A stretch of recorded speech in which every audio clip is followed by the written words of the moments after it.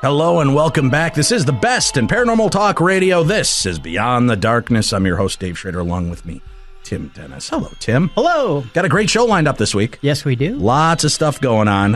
Let's see. Friday, we're going to be Josie Varga, I guess, is going to join us. We're going to be joined by Josie Varga. A Call from Heaven, Deathbed Visits, Angelic Visions, and Crossings to the Other Side. Then on Thursday, Dr. Alexandra Corin, I'm not sure how to pronounce this. Have You Been Hexed? Recognizing and Breaking Curses, which I think is very interesting time of year to be talking about this. Oh, yes. And then tomorrow night, Tim, Douglas Preston joins us. We're going to go on a little Tomb Raider expedition, if you will. The Lost City of the Monkey God, a true story. It was a #1 New York Times bestseller, a 500-year-old legend, an ancient curse, a stunning medical mystery, and a pioneering journey into the unknown heart of the world's densest jungle. Really? That's tomorrow night. Tonight, though, we're going to get started. We've got Zofia Weaver joining us in England. She's the author of a book called Other Realities, The Enigma of Frank Kluski's Mediumship. And welcome to the show. Thank you for joining us this evening, Zofie. Pleasure. Hello. Now, you're the past editor of the Journal and Proceedings of the Society for Psychical Research. Tell us a little bit about that organization. What is it that they do, and how did they come about? Well, the Society for Psychical Research was established in 1882. It is probably the oldest organization that devoted itself to investigating paranormal claims. They take a very detached and scientific view of things and basically investigate claims of paranormal nature. Its initial work was an enormous collection of spontaneous cases, which the original members investigated very thoroughly and then published. And that was probably the very first scientific work on the subject of the paranormal. When they were doing this work and they were checking out these claims, and I know things have certainly changed considerably since the time they began, would these cases ever be re-examined and looked at with more current understandings of science and the principles of how the body and the mind work? Yes, they are often re-examined, but strangely enough, spontaneous cases don't change all that much. In the 1930s and later, Louisa Rhine, who in America collected an enormous number of cases, and they all seem to have similar sort of events that happen in real life to ordinary people. And the same has happened to me. I am Polish by birth, and I started some time ago collecting Polish cases. And what really struck me immediately was that they fall into the same categories as all the previous ones. People have precognitive dreams, people see apparitions, people have premonitions, intuitions, all sorts of and telepathic experiences, awareness of a crisis with a person who's close to them. It doesn't seem to change. How far you go, you can investigate them. That's another matter, because these things often happen without witnesses, and so corroboration is difficult. But it's the sheer numbers that really, to me, speak about the genuineness of the phenomena. Do you ever find, though, that in researching this, I mean, people like to feel important. They hear about a case and suddenly they had something maybe remotely similar happen, in a very slim way, but then, upon retelling of the story, now suddenly it builds up to sound just like another famous case. How as a researcher, do you go in, like you said, it's so hard sometimes because there's no witnesses there, or it was a one and done thing. How do you go in and investigate these claims and know when it is something that's just being elaborated on as opposed to, getting the full true telling of the story? I know exactly what you mean, and it is very, very difficult, but I have been on our spontaneous cases committee for years, and I tend to be the one who now receives the calls, the reports from people. And I think I usually feel I'm onto something interesting when people start, believe me, I'm a sane person, but this is what happened. Right. And then their case falls into categories that other people have reported over centuries, in fact. So you start thinking, well, you can't approach it by sort of lab investigations, but you can classify it and see patterns. And in fact, people have done so. And one of the important things that came out of some previous research was how much of our sort of paranormal experience relates to the people we're close to. Really? Okay. So, can you expand upon that a little bit more? What do you mean the cases depend on who we're close to? Because, for, say, dreams, premonitions, awareness of something might be going wrong, usually precognitive dreams, they are hardly ever about material things. They are usually about people you care about. All right. And on an average week, you say you get all the calls on this. What do you hear most? What kind of calls, what kind of responses do you usually get? Well, I think things have changed a lot now because of the internet. People who have particular interests tend to go and find the sites which have things of interest to them. So I think we get fewer calls now, and a lot of them are actually to do with people who think they have a poltergeist or something, that disturbs them around their house. Or some are to do with precognition, dreams, or contact with, deceased relatives, that sort of thing. People do report these things still. Out of curiosity, when you talk about the poltergeist cases, do you Yes. go out and investigate those? As I know that those can usually have a very short window of opportunity as well. I don't, but our committee does, yes. If it's feasible, then they will go out and talk to the people and do investigations, yes. And how often do you get there and find out there's absolutely nothing going on? I mean, they're poltergeist cases, from my understanding, are few and far between. Really good, kind of trackable poltergeist cases. I haven't got the statistics on that. I know of some that have been investigated and published in our journal, where people did actually experience the phenomena and recorded them. And some time ago, we had a paper where somebody recorded all the sounds produced in cases of poltergeist. But I really don't have the figures on that. And you need to go to the literature to find out more. William Rawle and Alan Gold and Tony Cornell's book, which goes back sort of and investigates 500 cases going back centuries. The idea that people have this connection to the supernatural realm, to the abilities to make things move with their minds in kind of chaotic energy spurts, which, a lot of poltergeist cases seem to be finding. It's not so much ghostly activity as it seems to be energy being thrown off by an individual indirectly. Do you think that one feeds the other? Does somebody that's disturbed, and I don't mean that in necessarily a negative connotation, but somebody that's energy is disturbed, creating this poltergeist energy, is that giving an energy force for the paranormal to cling to and make itself known? Or do you think it's the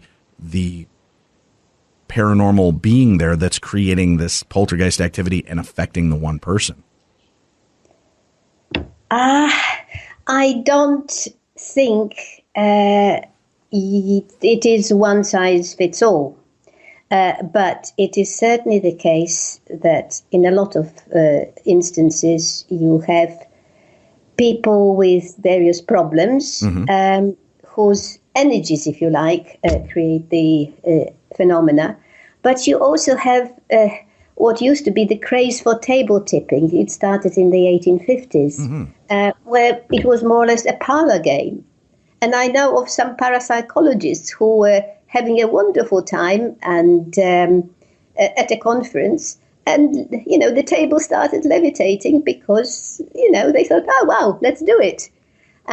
There were some experiments in the 1960s where a group of people under a psychologist did create these phenomena when they had the right attitude, the right frame of mind for feeling, well, we can do it, and did it. Table tipping, looking at that phenomena itself, have we found any scientific explanation for it happens aside from the occasional knee bumping the table or manipulation? Are we finding any real reasons for why tables would levitate? Well, I don't know what you mean by real reasons. The fact that they do, I think, has been established in a number of cases, both historical and current. Whether we understand what's causing it, I couldn't say. I don't think we have any sort of proper theoretical explanation for what might be happening at the moment. If we did, I think we'd be having a different conversation. It wouldn't be paranormal; it would be normal. Well, the reason I ask is, I know there's the light as a feather, stiff as a board parlor game that's been played as well. Are you familiar with that? Where one person lays on the floor and everyone gets around and just lifting people. Right, you just take the tips of your fingers underneath a part of the person. Yes, I've heard of that one. Yes, they'll tell a story and then begin reciting "light as a feather, stiff as a board," and everybody starts lifting just using their fingertips, and the person begins to, in a sense, levitate because theoretically you would think there's no way that 6 people's fingertips could lift this person off the ground effortlessly. However, I've heard from a lot of the scientific realm that no, if you're placed in the right places and you're doing this and you're all lifting at the same time, it's very easy. I don't know. I've done it on a couple of occasions. That really unnerves me. I don't know why it should, but as I'm just seeing fingertips under the person moving this body up, my fingers aren't pulling. They're not being pushed down. It's like I'm barely touching them and this person's lifting effortlessly into the air. I wondered if there was some kind of scientific understanding of, are we doing something physically that might be causing these levitations and these tables to lift? But so far you're saying science cannot find a reason why these tables would be jumping and dancing and doing the things they are. No, how shall I put it? It must be physical because it has physical effects. Mm-hmm. But I think this brings me to the biggest question that has come out of the study I did of Franek Kluski. Where is the division between physical and mental? And when you look at the research they are now doing into people's thoughts, driving prosthetic, limbs and things like that, you think, well, maybe there's just a little nudge beyond that. Very well could be. All right. Well, let's start to examine the story of Franek Kluski, and tell me a little bit about this gentleman and how he came to your attention. Well, he was a very short-lived medium in Poland in the 1920s, and I knew about him for ages.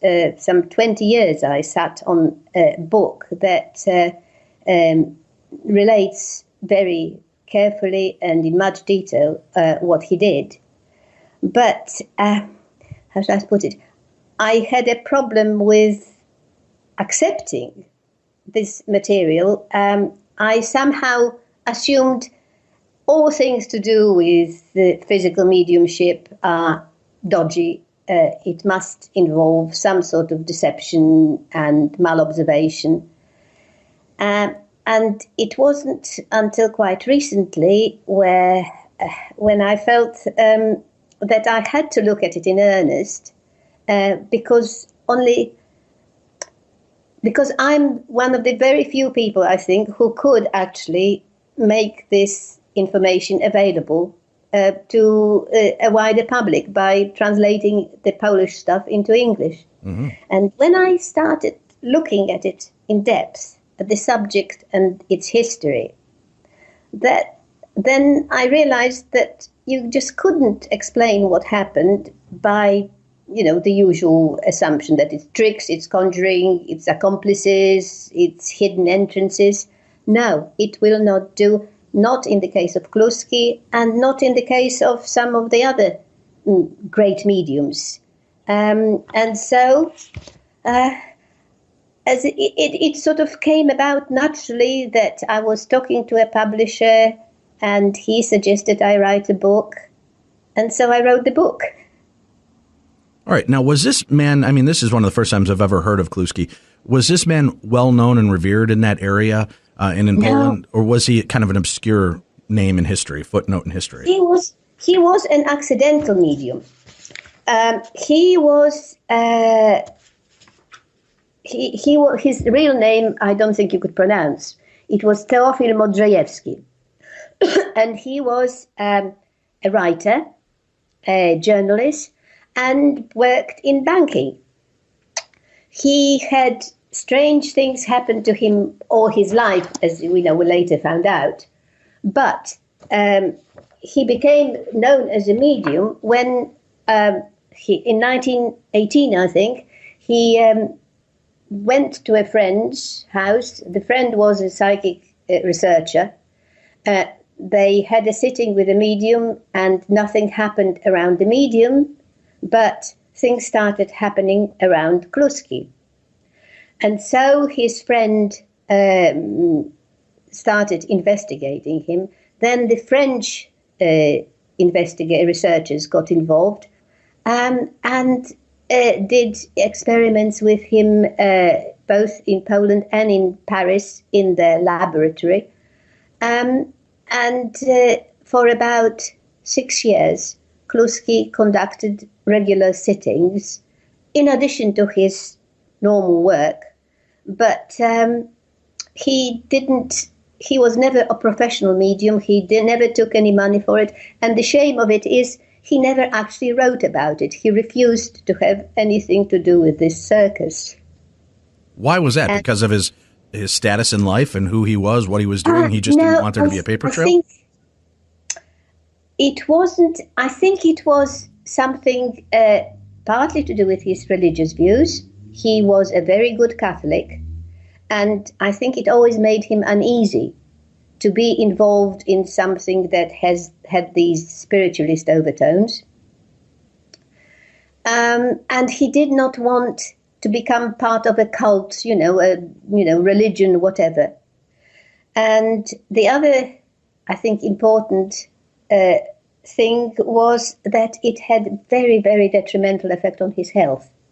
It made him really poorly. And he's not the only one. He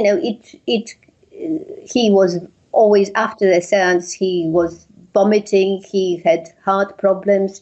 Altogether, it was not a happy experience for him. And while he felt that he had to help science by allowing researchers to do whatever they needed to do, and he was quite interested in it, after a while it became too much. But he also did automatic writing. And with that, I think I know from various sources that he carried on with that until nearly the start of the Second World War, when he was told by his priest not to have anything to do with that, so he stopped altogether. Oh, really? So it was once the priest kind of stepped in and told him this is not what you should be doing, that was enough to end his career? No, it wasn't. It wasn't like that. How should I put it? It was never a career for him. He had a very successful career as a writer and a poet, and as I say, he was quite high up in the bank where he worked. So this was always just a strong interest, if you like, and also something very, very private, because he was never a normal person from the point of view of how we all function. Right. He was different physically, if you like. There were always not apparently, always knocks and lights and electrical things happening around him. In fact, a friend of his, another journalist, said they always knew when he came into work because all the lights started flickering. He was always subject to sudden illnesses that would just pass very quickly. And lights came out of his mouth and fingers, even when he was not in a seance. So really, he was not quite made like other people. And I think he always That's an understatement. So he would have light emit from inside his mouth and the ends of his fingertips? Yes, he's not the only one. D.D. Hume had, not in seances or anything, but in the memoirs of his wife, you find the comment that, in storms, he would be very worried, and in very dry atmosphere, lights would come out of his fingers. I mean, Kluski, compass needles moved for him, very easily. And in fact, his friend relates how they were in a shop, in an optician's once, and to mend his glasses, and all the compasses under the glass started going wild, so they had to leave in a hurry just in case they got into trouble. So, as I say, it pursued him everywhere. He absorbed smells as well, so if he walked along a street with lime trees or lilac or whatever, he would come back smelling of it for about 3 days after. Wow. So he wasn't normal like we are. No. Was any of this shared by any other family members of his? Not that we know of, but he was a very private person. From his few comments that Gellé, the French investigator, managed to glean, it seems that it was in his family, in his uncle who was a priest, in fact, had these sorts of paranormal abilities. And as far as I know, he had it as a child as well. He always seemed to have had out-of-body experiences. He seems to have talked to dead relatives quite easily. But this is not something that he wrote about.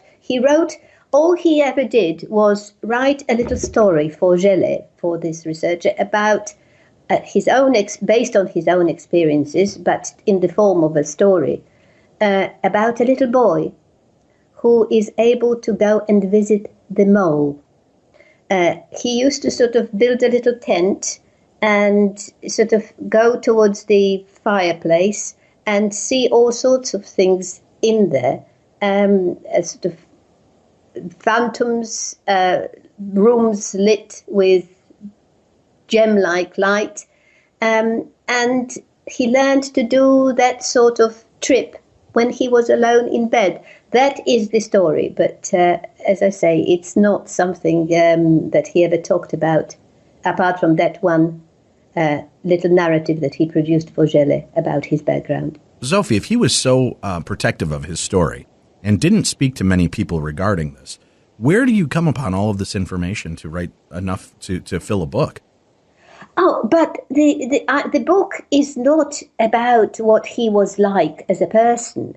Unfortunately, that is quite a short little chapter in my book. The main body of the book is about the experiments that were carried out with him between 1919 and 1925. And there were plenty of sittings. There were both with French researchers, but there was a very active psychical research society in Warsaw at that time. And all his friends used to come. Well, not all his friends, but quite a few of his friends. Obviously, as when something like that happens to somebody you want to come and see. Right. And so they had sittings on quite a regular basis over a number of years. And all the people who attended the sittings wrote reports. They signed reports, and all of these were published in a book by a friend of Kluski, who also had a very fascinating life, but that's another story. If he was so private, though, and didn't like sharing his story, why did he give permission to be tested so thoroughly? Oh, that is a different thing. I mean, at that time, there was so much interest in the subject, and he was interested in the subject. I think there was a feeling that there was a breakthrough about to take place in science, new science of psychical research.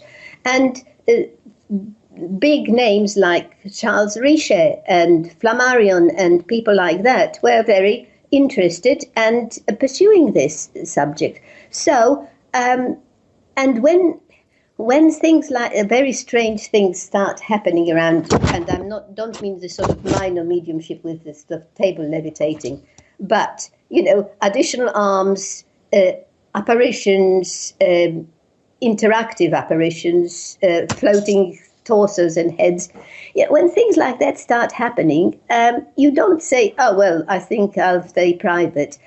And in fact, when he was in trance, he wouldn't know what was happening. People were making notes afterwards and were observing very carefully. Well, why don't we do this? We're going to talk deeper with our guest, Zofie Weaver, as we discuss other realities, the enigma of Frank Kluski's mediumship. What were the tests that he was put through? What did they reveal about the man and about his abilities? We'll continue with that. But first, I want to make a quick mention. Remember, folks, you love what you hear on the show. That's partly because of the great sponsorships that we get from all the different groups that come in, whether it's HelloFresh or Amazon.com or Harry's or our favorite one. He's here with us again this week because they know we feel the pain, Tim. Oh, yes. We feel the pain when it comes to buying a car. Oh, boy. Like everybody. True Car. That's been the answer. My dad pointed it out to me. I've been enjoying researching it, finding more information. My son and I are working together looking for his first car. Tim, you're busily searching for a replacement for your bucket of bolts. Here's the good news. Try this. Promise me, folks. If you're looking for a new car, don't go any further until you try True Car. Whether you're ready to buy new or used, try True Car. Visit that first for a much more confident car buying experience.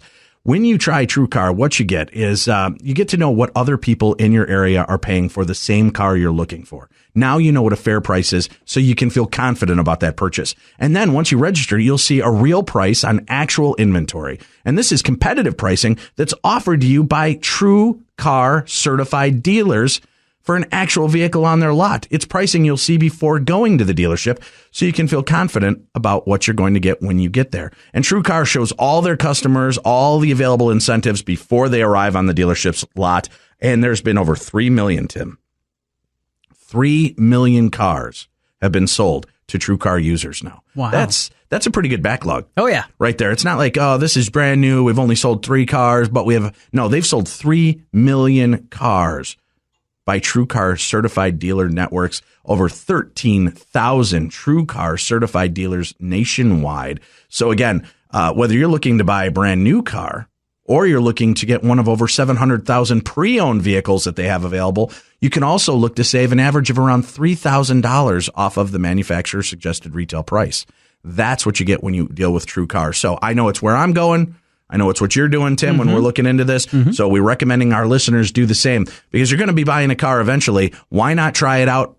You'll see why we love this product and why we wanted them to be one of the sponsors on our show. So check out True Car next time you're in the market to buy yourself a new or used car. True Car. You will enjoy a definite change, a confident car buying experience, and you're going to absolutely love it. Hey, I also want to mention, guys, our England trip is coming up in September, Tim. Yes. Usually takes 4 to 6 months to sell these trips out. Yep. We sold out our trip in 18 hours. Amazing. 18 hours. Oh, yes. We added a second trip. So the first wave will be our British invasion first wave will be hitting in August of 2017. We're already well on our way to half sold out on this trip. We keep it to about 30 to 40 people. That's all.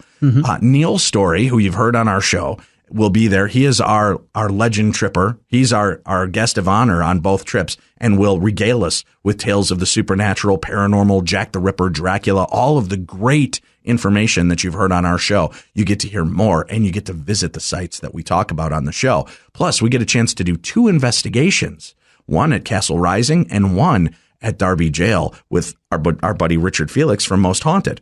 So we've got that available. You can check for that information by going to darknessevents.com. Already half sold out. You want to go on there, click on the banner at darknessevents.com, and it'll give you all the information. You can find out how to sign up, but I promise you, you're going to love it. This is the first of our paranormal foreign excursions that I was completely involved in from the beginning to end in the concept, planning, and charge of this. So I can promise you it will be the most in-depth, detailed paranormal experience we've ever had. And I'm so psyched to do this. So if you want to join us in August, me, Neil Story, out in England for a long tour. It's about 8 days, and we get a chance to investigate haunted castles, crypts, churches. We get to visit all of these amazing places that you've read about, heard about. Plus, we're going to visit Nottingham, Tim.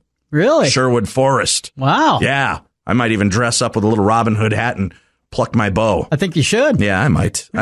But you can find all that information and about our upcoming event at the Oddfellows Asylum. So for those of you looking to get your feet wet into the realm of the paranormal, but can't make it to England, well, you can join me in July when I visit with the Oddfellows Asylum out in Missouri. Bill Chappell, Chris Fleming will be our guests as well. We'll be doing a weekend of talks. We'll also be doing a fantastic opportunity for you to investigate either 1 or 2 nights with us in Oddfellows Asylum. And you've seen it on Ghost Adventures and Ghost Hunters and Ghost Adventures Aftershocks. Here's your chance to go in and investigate one-on-one with us and have a chance to put yourself into the story. Darknessevents.com. That's the best way to find all the information. Keep up to date on where you can meet Tim and I and have your own paranormal experiences. So check that out. When we return, Sophie Weaver continues with the story of other realities, the enigma of Franek Kluski's mediumship, here on Beyond the Darkness.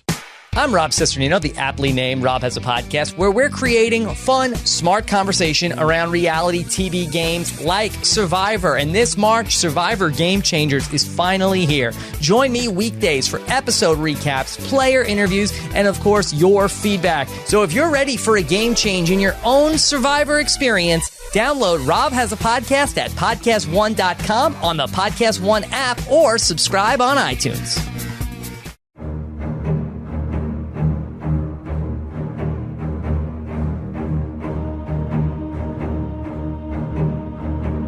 Beyond the Darkness.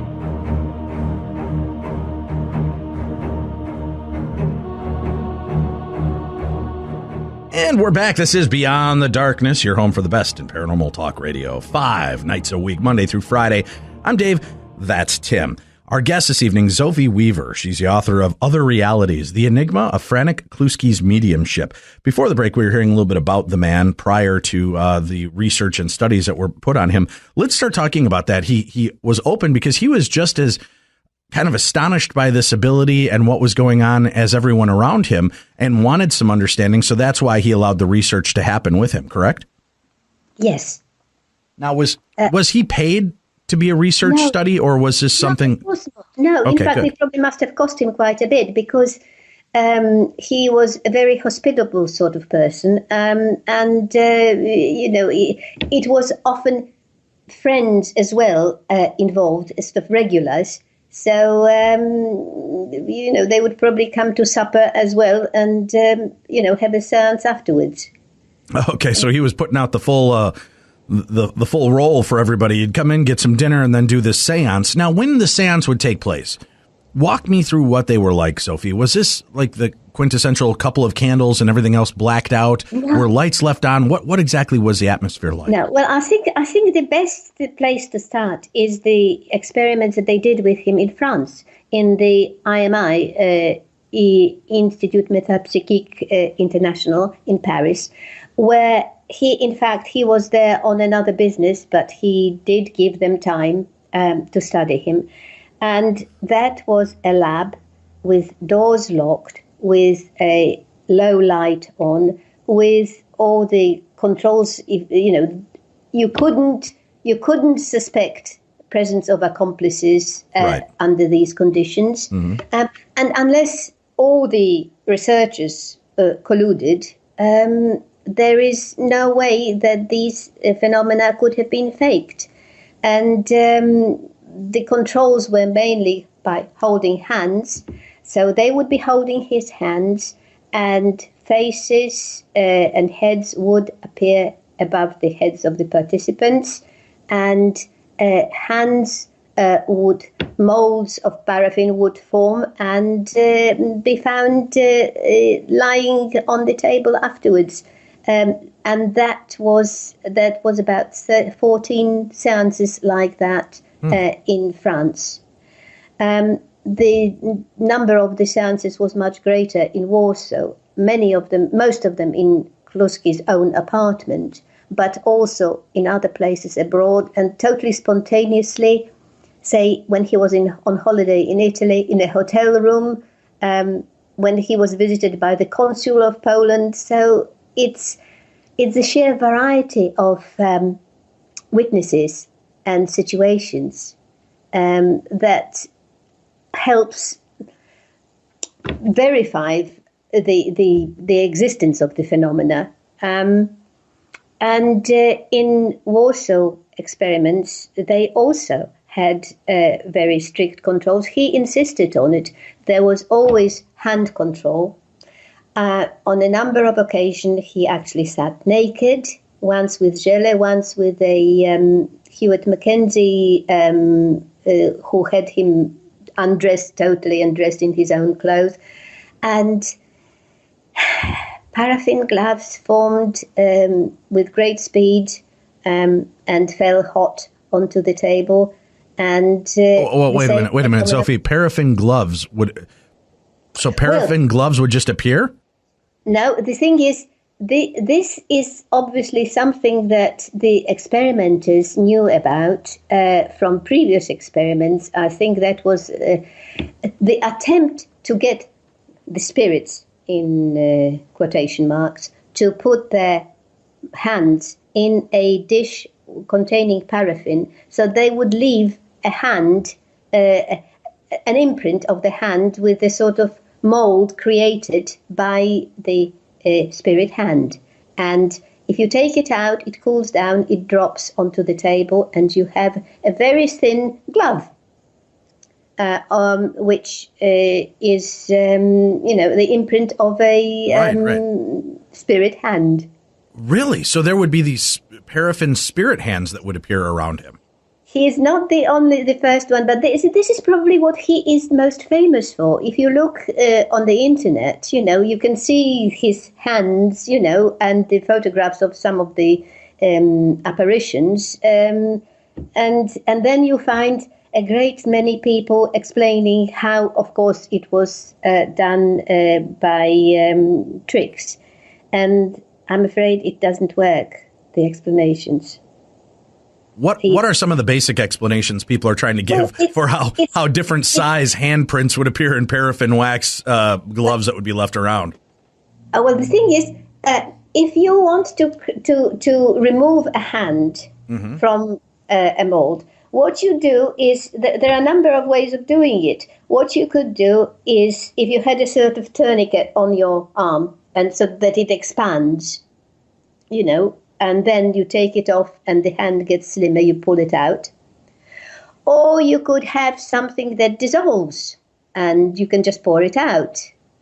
Or you could cut, if you were, there's quite a lot of plasticity in the paraffin mold. Mm-hmm. You could cut it and then reform it.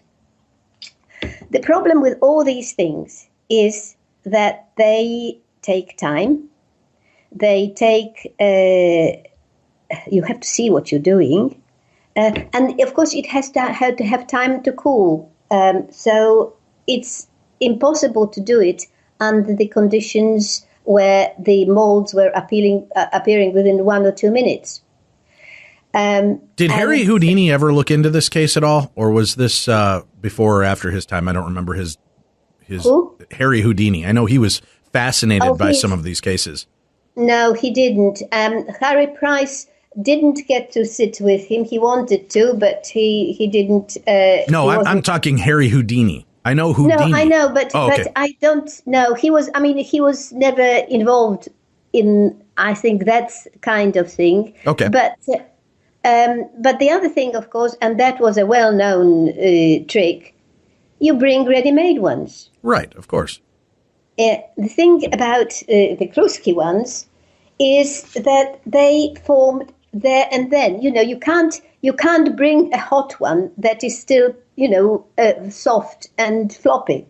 And they were so thin that they most of them would break.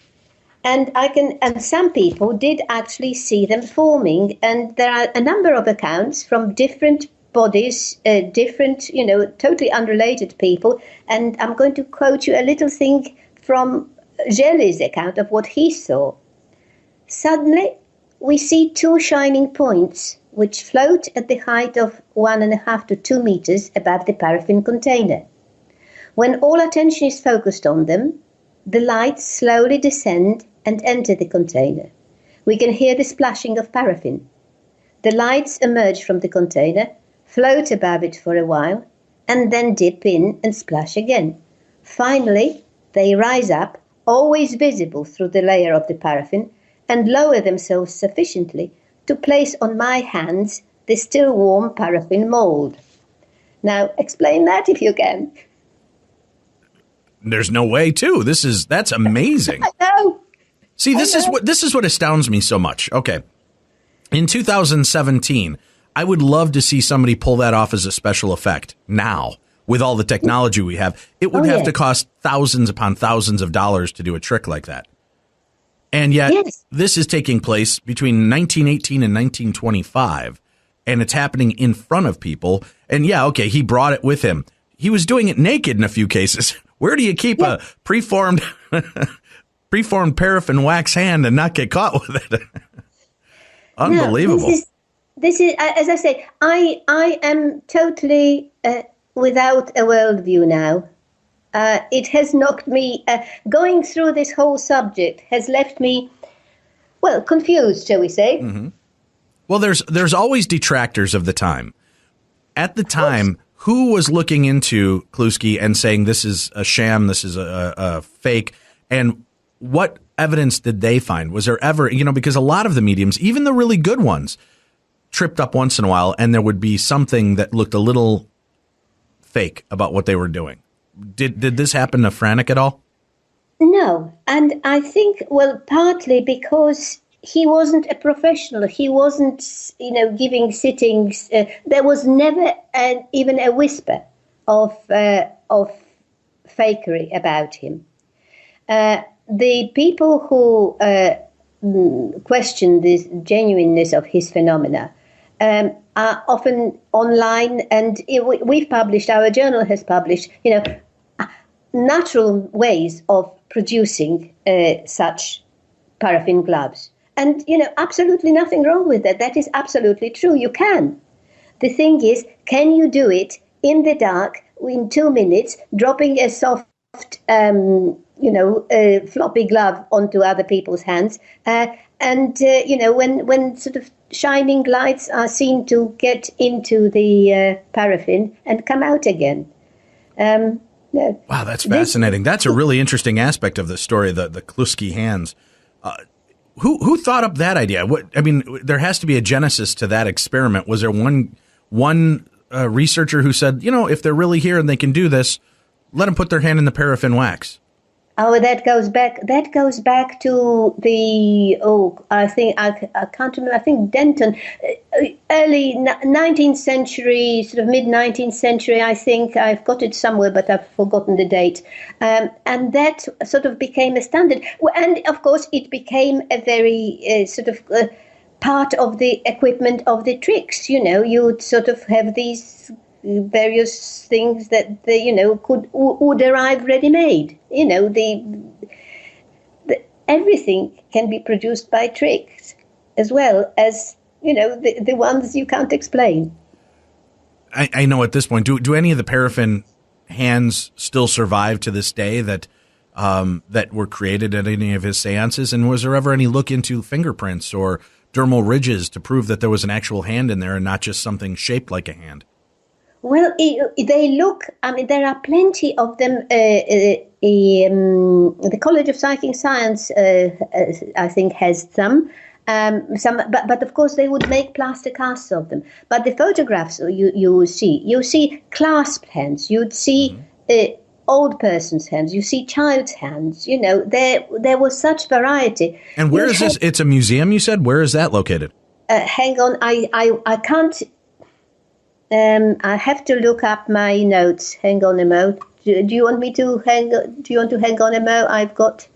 You can look it up as we're talking. That's fine. Not a problem. I'm just curious because I know I'll get hit with a deluge of emails from listeners afterwards. Where is this museum? And is it in England? Is it in Poland? Is it in? No, it's in London. All right, Zofia. I know people are going to ask, where is this museum and what's the name of it? It's Britten Memorial Museum, BRITTEN.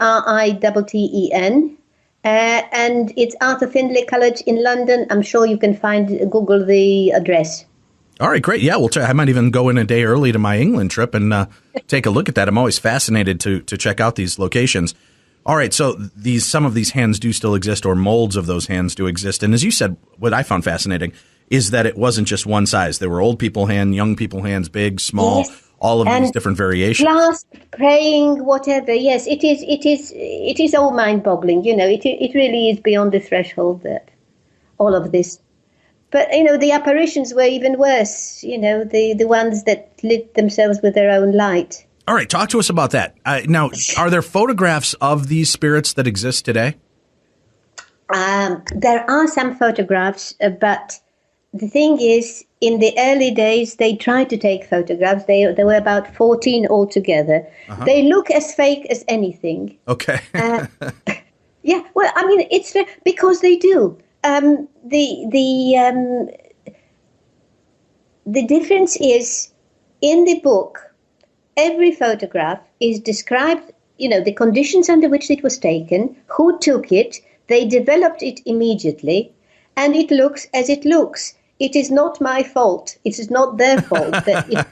Right. I understand where you're going with this. Right. I mean, it is what it is. It looks fake because how would it look? Right. I mean, we're going to go into it with a skeptical eye in nature anyway. But tell me about these apparitions. Would they start appearing during these seances? And would they? They did appear all over the place. Okay. Sometimes they appeared outside the seances, and they.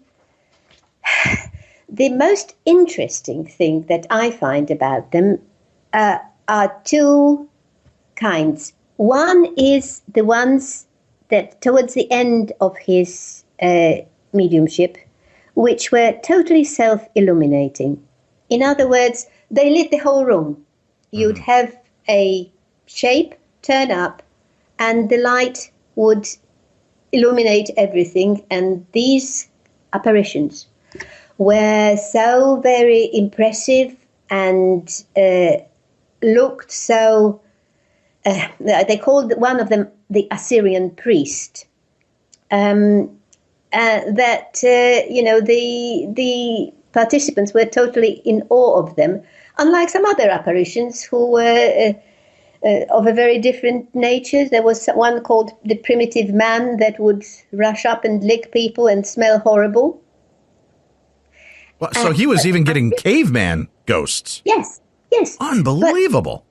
But it is all unbelievable. But the thing is, when you look at the whole story, you sometimes can see very clearly that the mental images that are produced physically are very closely related to what Kluski is working on in his other life, his other job. For instance, when he is translating a novel from Italian, a historical novel set in Renaissance, you get a beautiful Renaissance lady wandering about the seances for a time. When he's in Italy, and that you couldn't possibly arrange anything, he has an apparition of somebody called Battisti, who was an Italian hero executed by the Austrians in the war. And the Italians there recognize him. Somebody, he didn't know. It's as if everybody, and particularly Kluski, managed to produce physically the contents of their minds. That's right. He became. They almost became projectors of this. Yes. Wow, that is unbelievable. That's what a fascinating story. I understand why you would want to research a man like this, because these are amazing details. And folks, again, the book, Other Realities, The Enigma of Franek Kluski's Mediumship. That's what we're talking about. So you can certainly get the book, and it's available on Amazon.com. Is that right? Yes. So do us a favor, folks, go get the book. But the way you're going to do it, go to podcast1.com, click on the Killer Deals link. Then you'll find Beyond the Darkness, click on our banner, and then order through one of the three, either the UK, American, or Canadian Amazon.com link, because remember, a small portion of every sale goes to help keep this show afloat and keep us on the air. But this book is phenomenal. You got to get a copy of this book to hear this story, because, again, we're just touching the surface, scratching the surface of this man's life and what it was like with the tests he was running. These spirits would show up. Would they be spirits connected to somebody in the room, or would they be historic spirits? I mean, you had the caveman spirit, obviously. And would they come with messages of, foretelling anything of the future? What was the gist of these communication sessions, these seances? They weren't really. There were some that were recognized as dead relatives by people who were there, and but they didn't sort of have any particular messages about anything. In fact, they spoke very little. And the funny thing is, the Kluski had very poor, very weak voice. So other mediums, might have very strong vocal phenomena. He didn't, which is another thing that I think connected very closely to his body. Now, would these voices emanate from him, or would they emanate from these apparitions? From the apparitions, but then with voices, it's difficult to tell. And as I say, most of the communications took the form of knocks, and sometimes they went and typed in the corner. They typed very fast. Oh, really? So they would be doing the seance, and you'd hear yes, as they were typing up a response? The thing is, it happened. I mean, again, this is anecdotal, but I do believe that is what happened because there were so many people who thought, who by the time they've known Kluski for a while, they took it for granted that, he'd be sitting in one room and suddenly the typewriter would start typing by itself and make sense and do it faster than he ever could. That was my other point. Was there any limitation to Kluski? I mean, sometimes you hear these stories where the medium themselves were not always the most intelligent person, and they would get these beautiful messages that were beautifully written, better handwriting. There'd be no spelling errors, things like that. And then the regular person would write, Kluski might write, and he didn't know how to spell anything, but you said he was a writer and a poet as well. This is. I think you've put your. That question takes us exactly where I think the nub of the matter is. There have been very few genuine, powerful mediums. Mm-hmm. And most of them, and I think all of them, in fact, were not as clever as the people who researched them. In fact, they were quite simple people. Even D.D. Hume, he was not stupid, but he was not educated. Here we have a totally different situation where the medium has a very rich, creative mind and analytical mind as well. I mean, he wrote an economics column for a paper as well as poetry and for the stage as well. But also his sitters, because of the time it was in Poland where a group of people came together when Poland regained independence, and there were a lot of, basically they were the top of the society that was being formed at the time. There were military, political, academics, writers, and of course Kluski himself had written for the stage, so there were some sort of, theatre directors, opera directors, actors, singers. You couldn't get a creative lot like that if you tried. It just happened that way, and I think a lot of the quality of these phenomena is to do with the participants also being very, very creative. And I think that is an area that really needs looking at. How far can our imagination take us? Well, the title of the book is Other Realities. Talk to me about what aspect you mean on that, Other Realities. How does that tie into the story of Franek Kluski? Because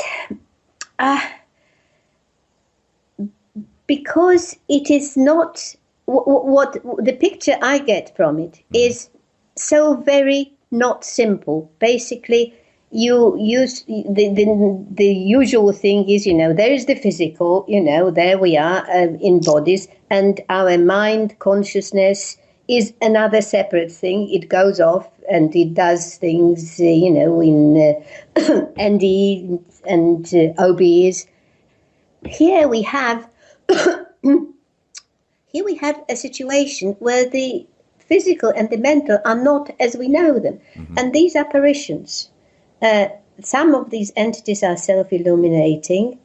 Some of them seem to be able to interact in very sort of physical way with people. One situation they describe is when there was an image of a woman, a phantom of a woman had appeared, and two participants who really wanted to see how real it was, so holding hands together, they push their hands towards this image, this phantom, and hit it.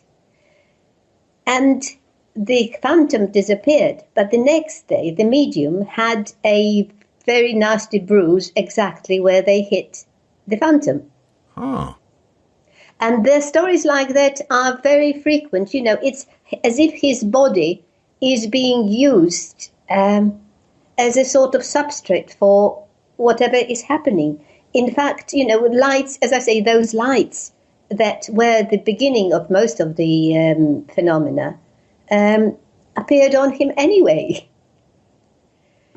That is interesting. Now, the skeptical nature, of course, Sophie, would say that the medium must have been up wearing something to look like this phantom, and when he took the blow, that's why they had the piece. That's why they had the bruise. But he was sitting. He was held. His hands were being held all the time by two people at the other end of the table. Wow. I know. Well, I know. But were these darkened rooms again when this was happening? Because I know the big problem was that, especially a lot of the cases that Harry Houdini investigated, was the mediums always insisted on it being a jet black room.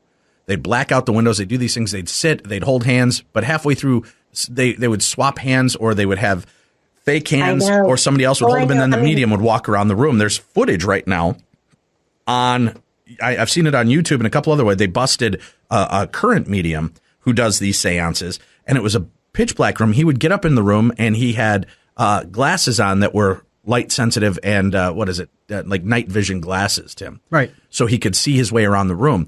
And he would call out that he was starting the, move around us. And then he would start flailing his arms about. So it would feel like there was this breeze around the room, but nobody could see him. He was in the middle of this room and dangerously close to people at points. But he was pretending to be the spirit. And then he'd go climb back into his little spirit box at the end of the session, and the lights would come up and it would appear as though he never left. So I know that that's where a lot of the people belief systems come. Would Kluski was, or any of these mediums that you're talking about, where that kind of activity would take place? Again, was this in a darkened environment, or were people able to still see that the medium was where the medium was said to be? Some of the time there would be total darkness, but then of course the lights would come out of him, so you could see him.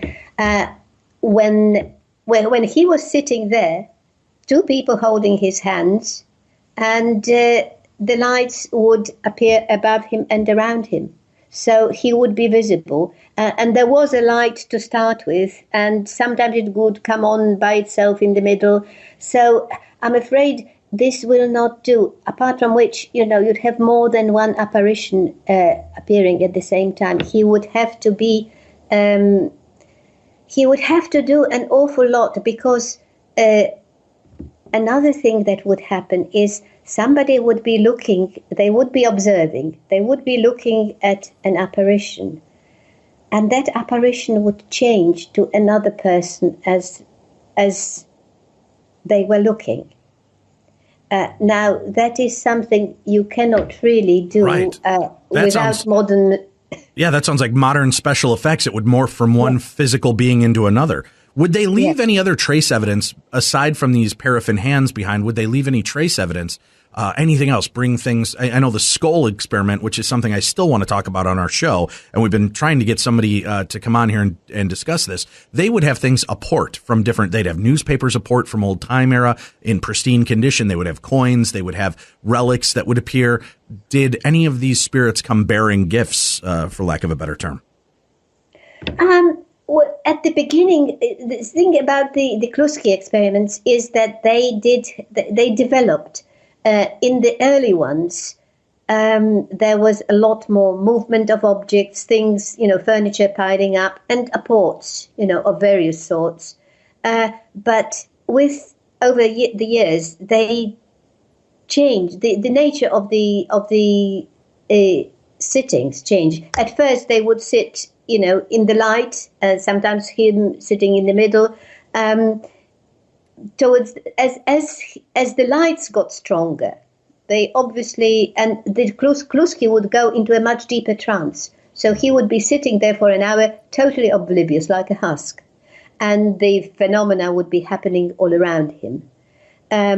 So there were fewer apports, and we don't have many reports from the early days because all these people, they just didn't know what to expect. Things kept happening. And they were sort of not keeping proper records. It was only with time that they developed a procedure for keeping the same controls and watching and letting things develop.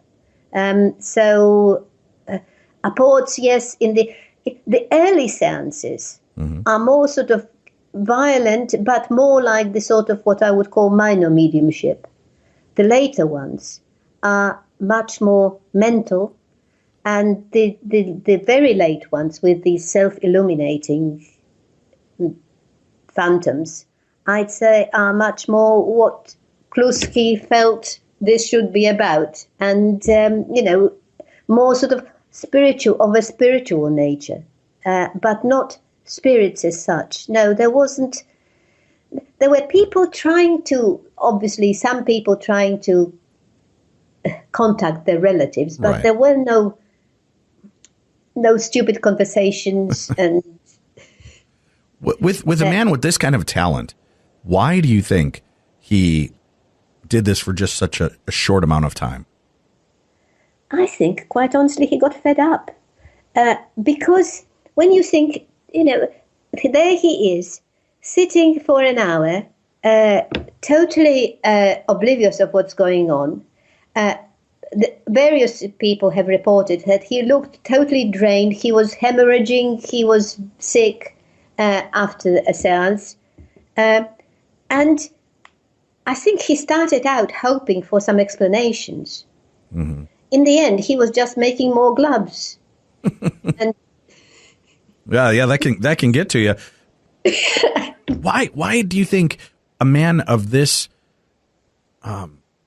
power, of this ability, is not more widely known? I mean, this name sounds like it should have been, right up there with the great Marjorie and some of these other mediums of the time. Well, he was Gellé published stuff about him. That was in French. That's many years ago. He just never had the exposure because most of this material was, until I did the book, only available in Polish. So there was in fact very little controversy because the only thing that was familiar was those famous hands of which he produced so many. You need to contact Henry Winkler through, I'm not sure if you're familiar with that show Happy Days that was big here in the United States. He played the Fonz, but he's also a major producer and does a lot with these paranormal shows and programming. And I would love to see a documentary on this man made because wow, what a fascinating story to hear. And I would love to see this played out. Well, I'm not sure that Kluski would thank me for that. He was a very private person. Well, if he shows up glowing and making paraffin hands that he slaps you with, then you don't have to do it. But if he doesn't do that by the end of tonight, I think you should reach out and get a producer. Okay. That was a very sweet dismissal from you. I appreciate that, Sophie. Okay. Oh no, I honestly, I'm taken by surprise. I did this whole thing because I felt it needed to be done. I have had very good reactions to the book from people whose opinion I value, and I really enjoyed talking about it. But as I say, Kluski's attitude was that he would always be accused of faking it. And his good name was the only thing that he wanted to leave behind. Right. I just think this man's story should be told again. What a fascinating story. And I'm glad that you were able to do that and translate these stories and make it available, because it's part of these stories. It's this type of experience that keeps the wonder and magic alive in us. You know, I mean, we've been doing this show for 12 years. In different methods. And, you know, sometimes you do get a little jaded after a while and you start looking at it and you're like, okay, but what next? And then you go back and you hear stories like František Kluski's and you start thinking, man, this is the stuff that ignited this interest in me. This is the stuff that I want to know more about. And do you keep up with current mediums? Are there anybody's name that jumps to mind to you that does this type of thing that you feel is truly connected to the supernatural world, that's alive and doing this now? I haven't come across anybody, no, but I think that's the point I make in my book, is that we really should start taking physical mediumship seriously, and, you know, psychical researchers and investigators should just do what a lot of people did in the 19th century, just, you know, sit around the table and see what happens. And we never talked about the automatic writing that Kluski did. I just suddenly realized. Well, let's talk about it. I don't have to go. If you don't have to go, let's chat about it. His automatic writing. Now, for people that are new to the show. There isn't a great deal to say, but that was something that he did. Well, real quick, Sophie, for listeners that are new to this phenomena, automatic writing, can you kind of explain what automatic writing is and then introduce Kluski's part of that story? Well, automatic writing is a sort of when you become, you come into a sort of state of consciousness when you're not really aware of what you're doing. There is a piece of paper and you have a pencil or a pen and you start writing and you don't know what you're writing. And a lot of mental mediumship has been done like that. And there are some very famous mediums who participated in experiments with automatic writing. But Kluski did it from the very beginning, because, again, his friends asked him to. And unfortunately, there is very little we know about it because it was all private. So that, you know, people would take away their stories and it wouldn't be published. The author of the book on which I based my book said he had enough material for another book. But the only thing I know, and that was another archive that I was given by somebody who was a friend of Kluski and who sat with him for automatic writing, I did place in the book his account, where the writing is his father's, the handwriting, his deceased father's. The name that he uses for him is the nickname that, his father used when he was a child. But the ideas are all filtered through the medium. So you have a strange mixture of information about a deceased person and the mental input of the medium as well. And that's just one of the stories to do with that. And the other one is where the same person who was, in fact, I think he was a professor of religious studies, and he wanted some Aramaic word explained. And so he asked a friend who was also a scholar in that area, and got an answer from someone who was dead, through Kluski, who had no idea about Aramaic sort of obscure terms. And the person who wrote that account swears that, it couldn't have been his own projection of the interpretation of that word. So there we are. There's a whole fascinating story that I don't think ever will be told about Kluski's automatic writing, which is a shame because that would be fascinating. Apparently, a lot of the apparitions, when they were claimed in the automatic writing to be the ones that come to the seances. So there we are. Would he have the same spirits appear at different seances across the world, or were they always new projections, new figures?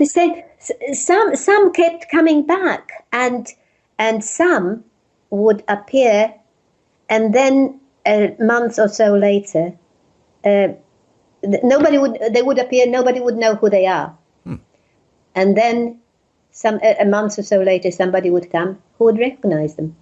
Boy, what I would give to sit in on one of those sessions. So would I. Oh, to see that. When you came into this to research this, and then now that you've written and done all of this extensive research on Kluski, do you believe he was the real deal? Do you believe he really was tapped into other realities and the supernatural realm? I don't see what else I can do. I've tried to escape it, but at the moment, that's where I am. I have no idea what it means, but I am faced with something that I just do not understand, but believe the evidence is there, and I cannot either explain or reject it or duck it. So there I am, confused. Understandable. It has been a real pleasure, Zofia, and we hope to speak with you again in the future regarding more topics. So please, as you're doing more research and you're looking into more cases, will you please come back with us and talk to us about some of the more fascinating stories you've collected? With great pleasure. I really enjoyed this. I would love that. Thank you very much for being a part of the show with us. Tomorrow, Douglas Preston joins us. He's the author of Lost City of the Monkey God, a true story.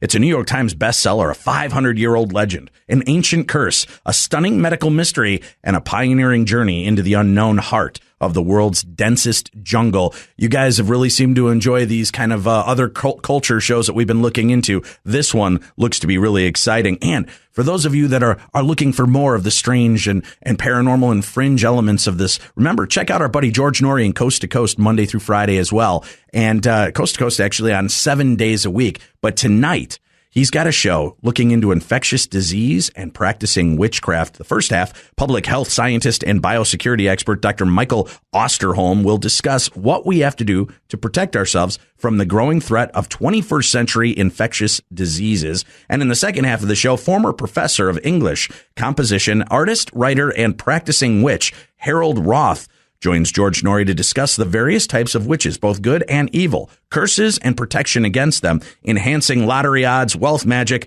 and how to grow plants used in the process of witchcraft. That's tonight on the Best in Overnight Talk Radio with our pal George Norrie. And remember, I'll be back hosting Coast to Coast AM on March 25th. So you can check out coasttocoastam.com to find stations in your area and be able to listen to that. Special thanks to KNSI Radio right here in St. Cloud, Minnesota for allowing us to produce these shows for you. Again, thanks to our guest, Zofia Weaver, the book Other Realities, The Enigma of Frank Kluski's Mediumship. And remember, this show was brought to you by